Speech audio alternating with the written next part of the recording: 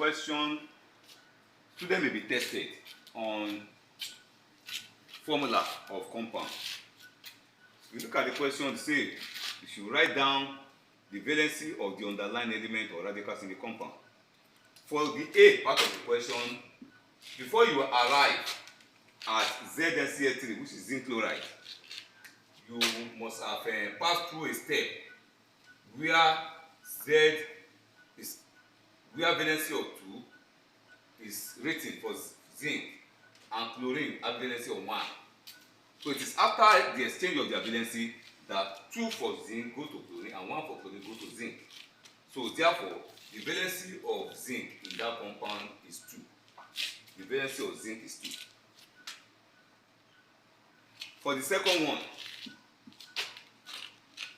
before we arrive at copper hydroxide, so you already know that the valency of copper is 2.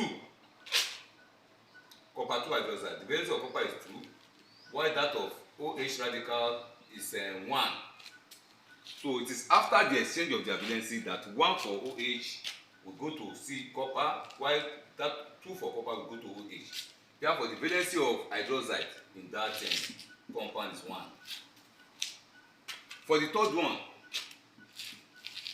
in the compound iron 2 oxide, and you have from the name iron 2 oxide, you already know that iron is have valency of 2. Oxygen belong to group 6, have valency of 2. So the 2 will cancel out to form FeO. So therefore, the valency of iron in that compound is 2. For the D is iron 3 oxide, from the word iron 3 oxide. The name of the compound is iron 3. So therefore, you know that the valency of iron in that compound is 3, iron 3 oxide, iron 3 oxide. For the E part of the question, sodium chloride. How do you know the valency of sodium? Sodium belongs to group 1 of the periodic table, so the valency is expected to be 1. Chlorine is also have valency of 1 because it belongs to group 7. So they cancel out to become NaCl, sodium chloride. So therefore, the valency of sodium in that compound is 1. The valency of sodium is 1 in the compound sodium chloride. For nitrogen 5 oxide, from the word nitrogen 5. So the valency of nitrogen is 5 in that compound N2O5.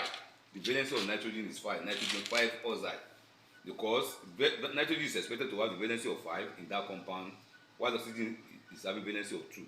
So then for the next one, which is aluminium oxide. Aluminium is expected to have valency of 3 in that compound, while oxygen will have valency of 2, because oxygen belongs to group 6 of the periodic table and the valency is 2.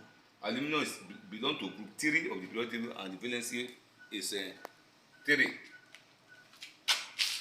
So the next one, this one, the valency of aluminium is 3.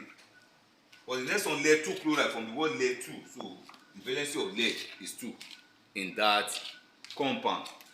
For the next one, aluminum chloride, because chlorine is have valency of 1, so aluminum is have valency of 3, so definitely the valency of aluminum in that compound is 3.